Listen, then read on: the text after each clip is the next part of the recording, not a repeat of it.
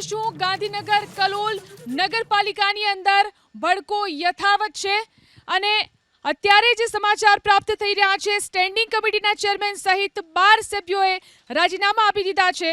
ધારાસભ્ય બકાજી ઠાકોર પર આરોપ સાથે તેમણે રાજીનામા આપ્યા। પાર્ટીને રજૂઆત ન સાંભળ્યાનો આરોપ પણ લગાવવામાં આવ્યો છે। પ્રદેશ અધ્યક્ષ અને મહામંત્રીને રજૂઆત કરી પરંતુ તેમને સાંભળવામાં નથી આવ્યા તેવો આરોપ છે। પક્ષના વલણથી નિરાશ થઈ અને કલોલ ભાજપની અંદર રાજીનામા પડ્યા છે।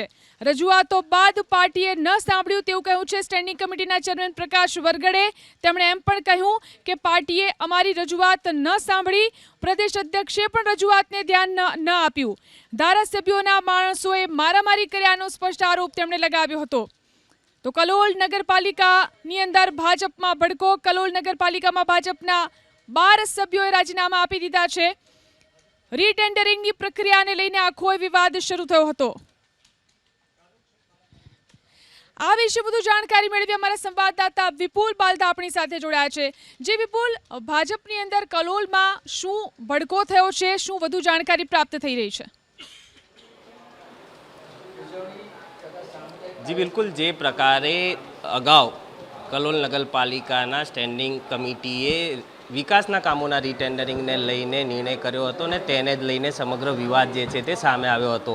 કલોલ નગરપાલિકા પરિસરની અંદર જ ભાજપના ધારાસભ્ય સમર્થક કેટલાક કાર્યકર્તાઓ આવીને ધમ મચાવી હતી અને ત્યારબાદ મારામારીની ઘટના પણ બની હોવાનો આક્ષેપ જે છે તે કલોલ નગરપાલિકાના સ્ટેન્ડિંગ ચેરમેન પ્રકાશ વરગડે દ્વારા કરવામાં આવ્યો હતો। તો સાથે જ તેમની સાથે ઊભા રહેલા અન્ય પ્રમુખ સહિતના જે પદાધિકારીઓ હતા તેમની સાથે પણ મારામારીની ઘટના બની હતી। આ પગલે જ રાજીનામાઓ આપવાની વાત જે છે તેમના દ્વારા કરવામાં આવી હતી, પરંતુ પ્રદેશ સંગઠન દ્વારા બંને પક્ષે સમાધાન કરવાના પ્રયાસો કરવામાં આવ્યા હતા, પરંતુ તે નિષ્ફળ નીવડ્યા છે અને આજે કલોલ નગરપાલિકાની રાજનીતિ જે છે તેની અંદર આજે 12 જેટલા કોર્પોરેટર જે છે કલોલ નગરપાલિકાના તેમને પોતાના રાજીનામા જે છે તે ધરી દીધા છે। સ્ટેન્ડિંગ ચેરમેન જે હતા તેમને પ્રકાશ વરગડેએ પણ પોતાનું રાજીનામું સુપ્રત કર્યું છે। તો સાથે જ અન્ય 11 જેટલા જે સભ્યો છે તેમને પણ પોતાના રાજીનામા જે છે તે આજે કલોલ નગરપાલિકાના રાજનીતિની અંદર જમા કરાવ્યા છે। એટલે કે ખાસ કરીને રાજનીતિમાંથી તેમને પહોંચ પણ મેળવી લીધી છે, તેમને પોતાના રાજીનામાઓ જમા કરાવી દીધા છે। પરંતુ રાજીનામા આપ્યા બાદ હવે તમામ સભ્યો જે છે તે કલોલ નગરપાલિકાથી રવાના થઈ ચૂક્યા છે।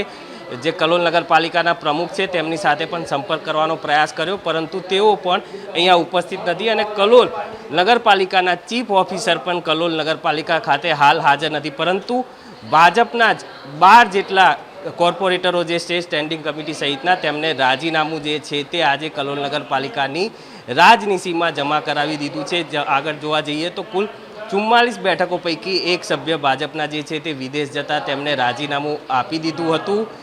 10 સભ્યો જે છે તે કોંગ્રેસના ચૂંટાયેલા સભ્યો છે, જ્યારે 34 સભ્યોનું જે છે સમર્થન તે ભાજપ પાસે હતું અને તેમાંથી 12 સભ્યોએ પોતાના રાજીનામા જે છે તે આજે સુપ્રત કરી દીધા છે। એટલે કે હવે ભાજપનું સંખ્યાબળ દિવસે ને દિવસે કલોલ નગરપાલિકામાંથી ઘટી રહ્યું છે અને જે ઘટના બની હતી તેનાથી વ્યથિત થઈને આ કોર્પોરેટરોએ રાજીનામા આપ્યા છે।